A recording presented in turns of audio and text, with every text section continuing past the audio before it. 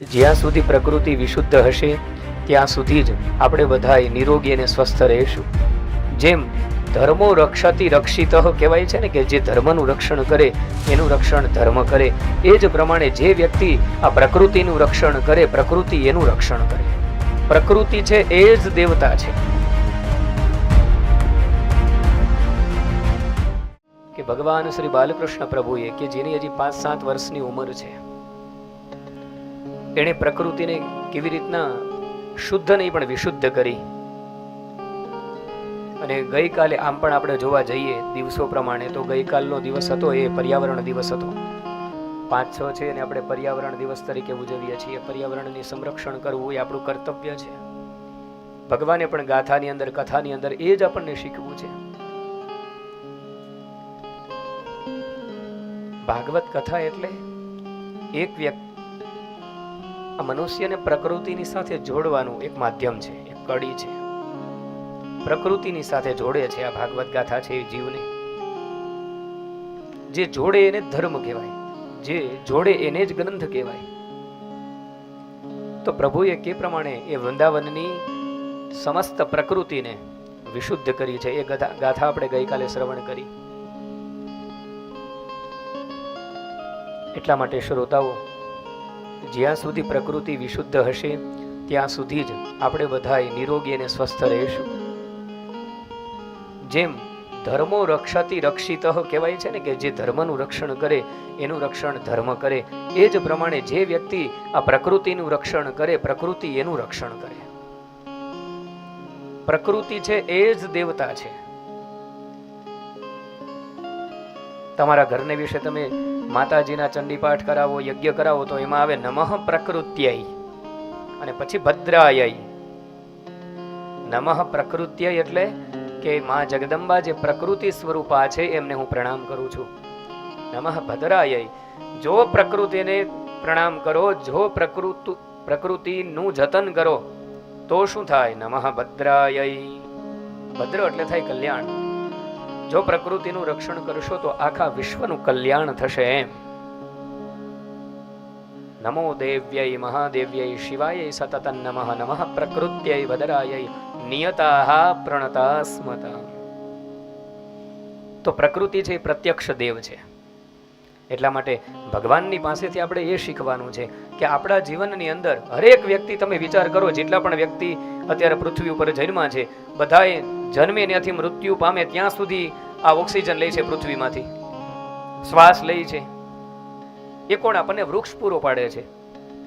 તડકો લાગે તો વૃક્ષ પાસે વયા જઈએ, ફળ ખાવાનું મન થાય તો વૃક્ષ પાસે વયા જઈએ, કાષ્ઠની જરૂર પડે, યજ્ઞ કરવો હોય તો વૃક્ષ પાસે વયા જઈએ, રક્ષણ કરવું હોય તો વૃક્ષ પાસે જઈને એની લાકડી લઈ આવીએ. છેલ્લે શરીર જ્યારે નાશવાન શરીર છે, જ્યારે નાશ પામે ત્યારે પણ પ્રકૃતિની જરૂર પડવાની, ત્યારે પણ કાષ્ઠની જરૂર પડે. તો વિચાર કરો, ભગવાને તમને મનુષ્યનો દેહ આપ્યો, પછી તમે પ્રકૃતિમાંથી શ્વાસ લીધા ખરા, પણ પ્રકૃતિનું રક્ષણ થાય માટે તમે કેટલા વૃક્ષ વાવ્યા? તમે કેટલા વૃક્ષોને જઈને 2 ડોલ પાણી પાયું? અરે જ્યારે જન્મ દિવસ આવે ત્યારે એક વૃક્ષ વાવો તોય તમે મૃત્યુ પામો ત્યાં સુધીમાં 60-70 વૃક્ષ તમારા નામના વવાઈ જાય. તમે આજીવન કાંઈ ન કરો, તમે ભગવાનને ન માનતા જ ન માનો. અમારો કોઈ એવો આગ્રહ નથી ભગવાનને માનો. તમે કોઈને ન માનો કાંઈ નહીં, તમારી જાતને તો માનો કે હું શ્વાસ લઉં છું એમ, એ તો માનો. એટલા તો થેન્કફુલ બનો આ પ્રકૃતિને. અને દર જન્મ દિવસે એક વૃક્ષ વાવો.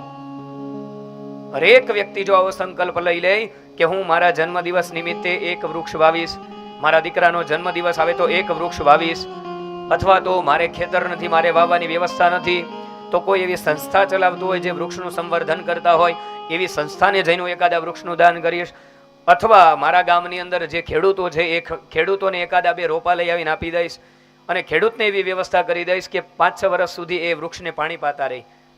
વૃક્ષ વાવીને પણ તમે હાથ ઊંચા કરી દો તો એ બચે નહીં. પણ વૃક્ષ વાવવું એ જેટલું મહત્વનું છે એના કરતાં મહત્વનું છે કે જ્યાં સુધી વૃક્ષ તમે વાવો ને મોટું ન થઈ જાય, આપમેળે પાણીનું સિંચન ન કરી લે, પાણીને ખેંચી ન લે આ પૃથ્વીની અંદરથી, ત્યાં સુધીનું સંવર્ધન આપણે કરવાનું હોય. કોઈ પશુ પંખી પ્રાણી એને હાનિ ન પહોંચાડે એવી રીતના આજુબાજુની અંદર એવી કઈ વ્યવસ્થા કરી દઈએ. શ્રોતાઓ, તમે કાંઈ ન કરો, તમે કોઈ સત્કર્મ કાંઈ ન કરો, માત્ર તમે એક સંકલ્પ લઈ લ્યો કે મારા જીવનની અંદર મારા જેટલા વર્ષ થયા છે, મેં મારા જન્મદિવસ જેટલા ઉજવા છે, એ બધા જન્મદિવસ નિમિત્તે એક એક વૃક્ષ વાવીશ, તો પણ અત્યારે જે આ ક્લાઇમેટ ચેન્જના પ્રશ્ન છે ને બધાય દૂર થઈ જશે. સરકાર તમને કેટલીક મદદ કરે, જ્યાં સુધી આપણે જાગૃત નહીં થઈએ, પ્રકૃતિનું સંવર્ધન કરવા માટે, પ્રકૃતિનું રક્ષણ કરવા માટે આપણાથી શરૂઆત નહીં કરીએ, ત્યાં સુધી કોઈ પરિણામ નહીં આવે. એટલે ભગવાને ગોપગણોને ઉપદેશ નથી આપ્યો, એને ખાલી ઉપદેશ નથી દીધો કે તમારે યમુનાજીને સ્વચ્છ કરવાની છે, તમારે ધેનુકાસુરે જે વિષાક્ત ફળ છે એને પોતાના તાબે કરીને રાખ્યા છે, મને મુક્ત કરાવવાના છે. ભગવાને કીધું નથી કોઈને. ભગવાને શું કર્યું છે? પોતે હાથે ચાલીને, બધાની સાથે ચાલીને અને ભગવાન સ્વયં એને વિશુદ્ધ કરવા માટે પ્રયત્ન કર્યા છે. તો ભગવાન પાસેથી આપણે શીખવાનું છે. શ્રોતાઓ, કાંઈ ન કરો ને કથામાંથી કાંઈ લઈને ન જાવ ને તો એક વાત અમારી લેતા જાજો કે તમારા જન્મ, તમે દર વર્ષનું એકાદું વૃક્ષ વાવો. આપણું શાસ્ત્ર તો એમ કહે છે કે કોઈ પણ વ્યક્તિ અશ્વમેધ યજ્ઞ ન કરી શકે, પણ એક ઉમરાનું વૃક્ષ વાવે ને એટલે એને 1 કરોડ અશ્વમેધ યજ્ઞ કર્યાનું ફળ પ્રાપ્ત થાય. 1 કરોડ અશ્વમેધ, કે જે યજ્ઞ કરવા માટે કરોડો અબજોની સંપત્તિ હોય તો પણ જે અત્યારના સમયમાં શક્ય નથી, એ યજ્ઞનું ફળ તમારે જોઈતું હોય તો એકાદો વડલો વાવી દો, એકાદો પીપળો વાવી દો, એકાદો ઉમરો વાવી દો, તુલસીના વન ક્યાંક ઉભા કરો, ક્યાંક આંબા વાવો. તમને જે વૃક્ષ પ્રત્યે પ્રીતિ હોય એવું વૃક્ષ વાવો. તમે કમસે કમ આ કથા એટલી તો સાર્થક થાય. જ્યાં બેસીને પૂર્વજો સાંભળતા હશે ને આ કથા, એને એમ થશે કે મારી કથા, મારી પાછળ આ ભગવાનની કથા કરી હતી ને એમાંથી માણસે આ સંકલ્પ લીધો અને એ માણસ ઉમરાનું ઝાડ વાવે, એ ઉમરાની અંદર ઘણા બધા ઉમરા આવે, એ ઉમરાના ફળ પક્ષીઓ ખાય, ટાઢા છાંયે ત્યાં બેસે અને પછી એ ઉમરાના ફળ ખાઈને જંગલમાં જાય અને પોતાની ચરક વડે એ ઉમરાના બીજને જ્યાં કાઢે ત્યાં પણ બીજા ઉમરા થાય, એનું ફળ પણ કોને મળે? જેને વાવ્યું હોય એને. તમારા વડે અશ્વમેધ યજ્ઞ ચાલુ થઈ જાય. પછી તમે 1 ઉમરો વાવો, ત્યાંથી અશ્વમેધ યજ્ઞ ચાલુ.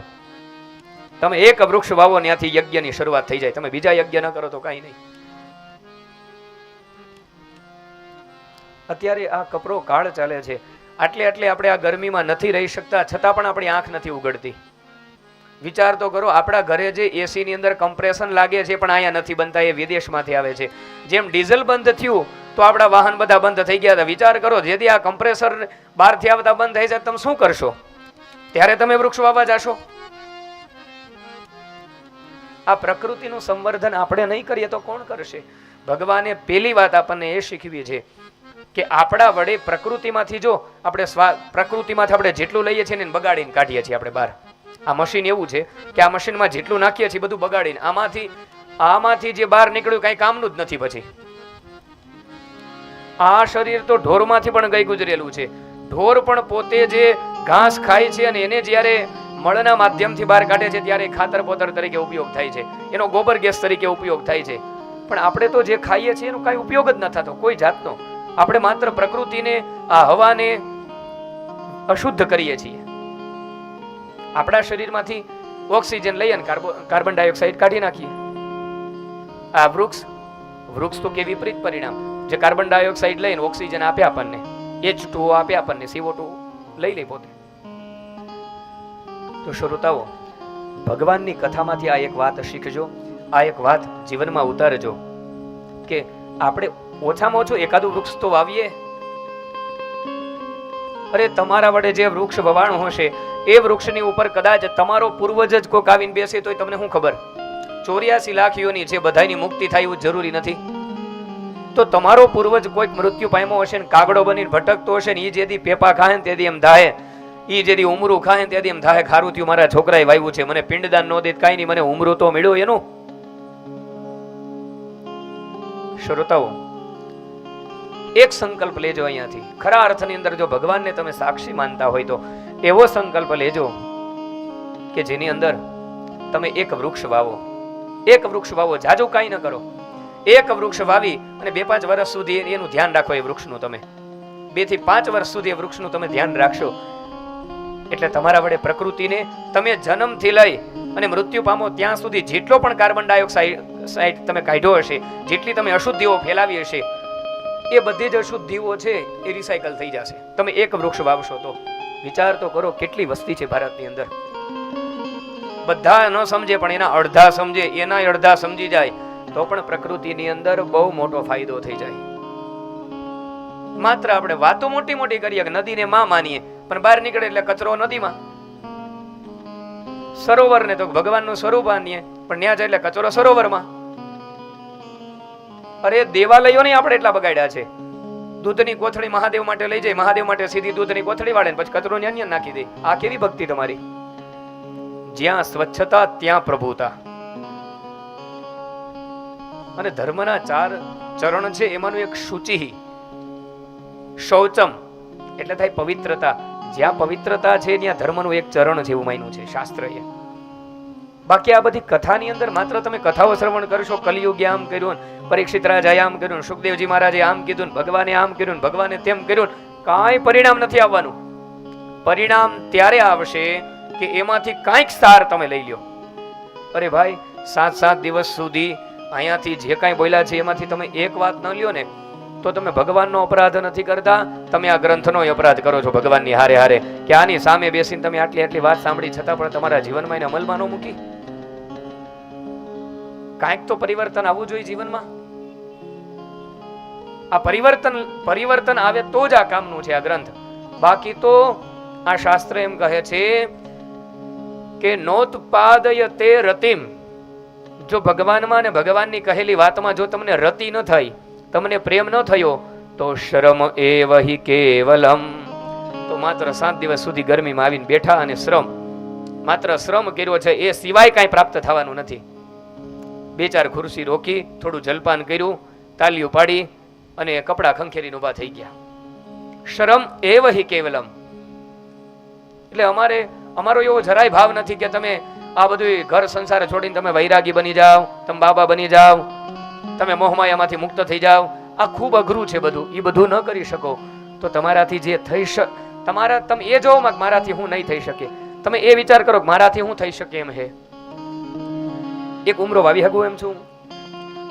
ખાલી જગ્યા હોય ને દબાણ તો બધા કરી શકે હે, તો એકાદો વૃક્ષ ન વાવી શકીએ આપણે ખાલી જગ્યામાં?